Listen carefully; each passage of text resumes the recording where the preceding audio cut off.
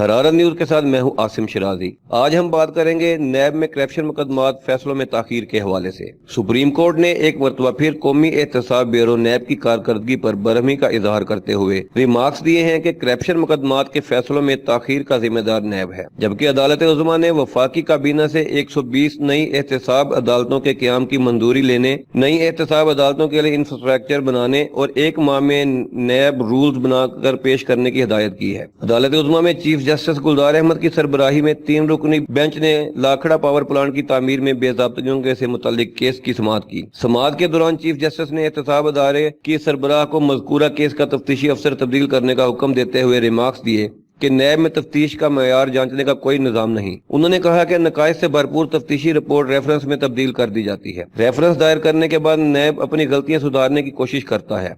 गलतियों से भरपूर रेफरेंस में अदालतों को फैसला करने में मुश्किलात होती हैं। उन्होंने कहा कि करप्शन मुकदमात के फैसलों में ताखीर का आगाज ही नैब के दफ्तर से होता है। कानूनी पहलुओं का तफ्तीशी अफसरान को पता ही नहीं होता और इस तरह बरसों तहकीकात चलती रहती है। अदालत उज़्मा ने रिमार्क्स दिए कि रेफरेंस में कोई मयार नहीं होता, एक ही गवाह काफी होता है, लेकिन यहाँ 50-50 लोगों को गवाह लिया जाता है। उन्होंने अदालत में मौजूद नैब प्रोसिक्यूटर को मुखातिब करते हुए कहा कि आपने तमाम इल्जाम अदालतों पर लगा दिया, जिस पर जवाब देते हुए नैब प्रोसिक्यूटर का कहना था कि ऐसा नहीं।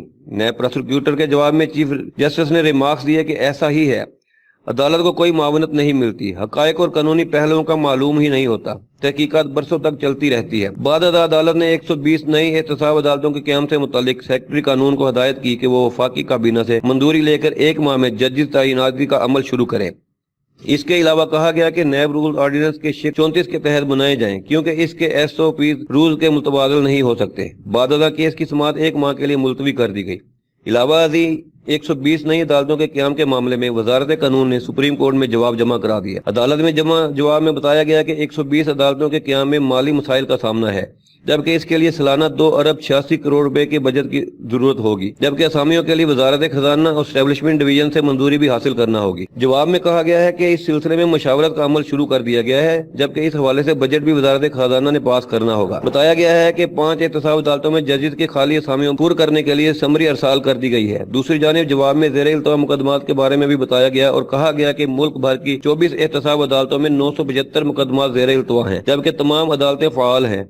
अदालतों को बताया गया कि इस्लामाबाद की 3 एहतसाब अदालतों में 110 मुकदमा ज़ेर इल्तवा हैं। इसके अलावा लाहौर की 5 अदालतों में 213, रावलपिंडी की 3 अदालतों में 18 मुकदमा ज़ेर इल्तवा हैं। जवाब में बताया गया कि मुल्तान की 1 अदालत में 80, सक्खर में 56 और क्वेटा की 2 अदालतों में 108 मुकदमा ज़ेर इल्तवा हैं। जवाब में कहा गया कि कराची की 5 अदालतों में 188 और हैदराबाद की अदालतों में 38 मुकदमात हैं, जबकि पेशावर की 4 एहतसाब अदालतों में 164 मुकदमा ज़ेर इल्तवा है। मजीद अपडेट्स के साथ दोबारा हाजिर होंगे। देखते रहिए हरारत न्यूज।